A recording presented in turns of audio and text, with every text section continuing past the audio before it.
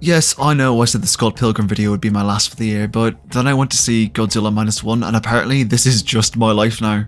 Go watch the movie because it's fantastic and I'm going to spoil everything because the atomic lizard makes my autistic monkey brain go brr. It's absolutely worth the price of admission, trust me. This movie made me root against Godzilla. That means a lot more than you'd think.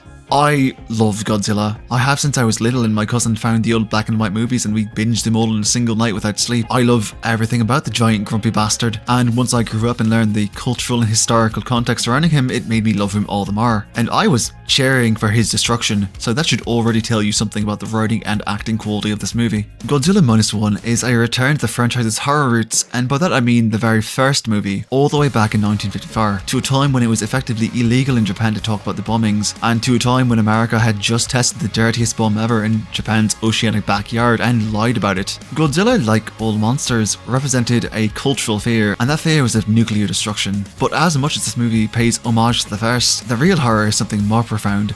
The horror of the human condition, specifically the human condition of post-World War II Japan. Also, if you want to know more about the history behind Godzilla's original movie portrayals and just the subject of kaiju in general, I recommend watching Overly Sarcastic Productions' Trope Talks video on the subject. Statistically speaking, you know who they are and are wondering who the fuck I am, but I'd be doing you a disservice if I didn't point you their way. They're actually one of the channels that inspired me to try my hand at YouTube, and they deserve all the love. I'll link to their video below.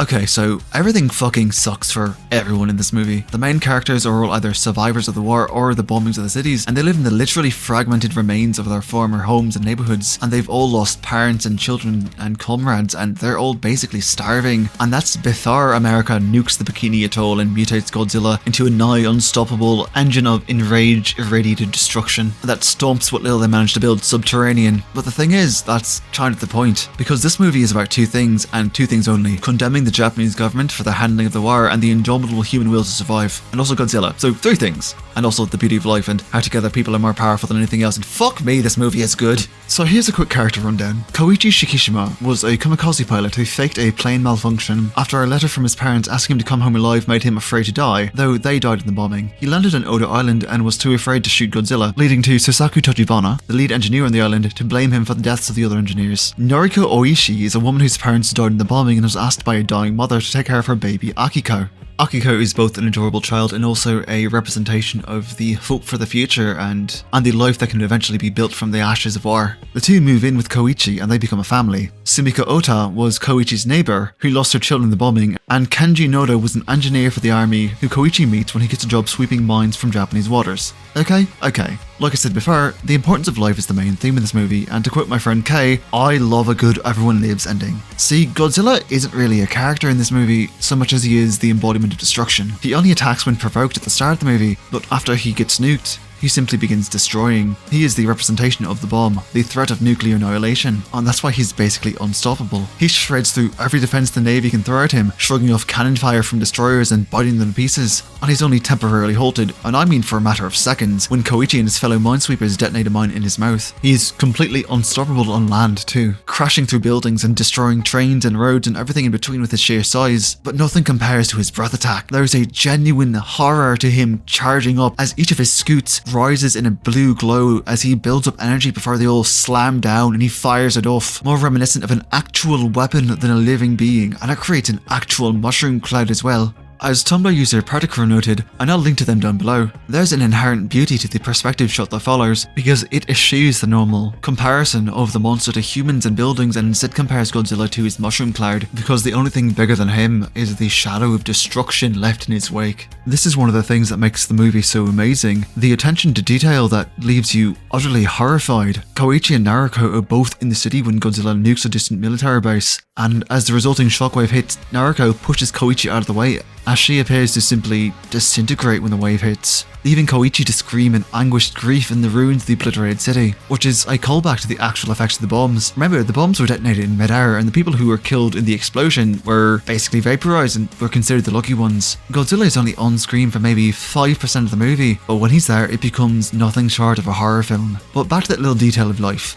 See, I eventually got there. It's not called a ramble for nothing. See, the cast spends the next 2 years after the war ends living in the actual rubble of their former lives, a constant reminder of everything they lost. Koichi's misery doubles thanks to his survivor's guilt, as the shame of not having committed kamikaze is thrown at him multiple times, as if his survival is singularly responsible for the losses of all the other characters. Sumiko openly blames him for her children's deaths at first, telling him he should have died doing his duty, and to him, the war isn't over.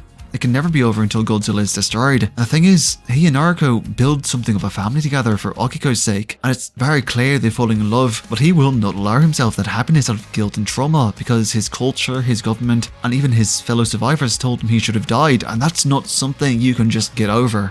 But the thing is, everything else in the movie serves to refute that. As time goes on and people start to rebuild, it's made clear by multiple characters that he should value his life more, and that he and everyone else were the ones failed, not the other way around. And it's only because they all build their lives together that the day is won in the end, because the value of life is far greater than any of them originally believed.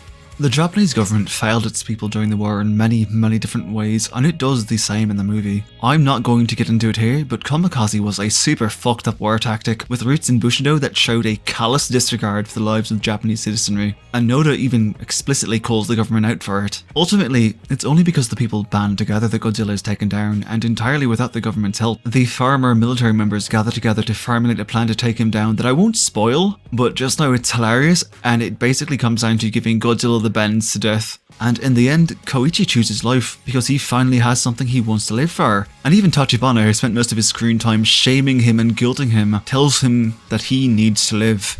And let me tell you, I was genuinely tearing up at the end because they're rewarded with their lives, and I'm just a sucker for a happy ending, alright?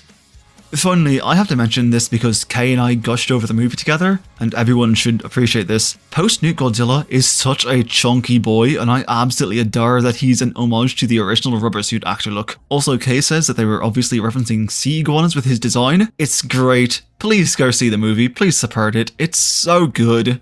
Anyway, thank you for watching, and I hope you enjoyed this little ramble on my latest hyperfixation. This video was completely unplanned, and I just hope I did the movie a small amount of justice. I'll be back in the new year with more actual video essays, so I hope to see you then. Also, literally nothing will stop me from going to see the Barbenheimer Godzilla movie, so I'm really looking forward to that. Anyway, thanks again, and bye.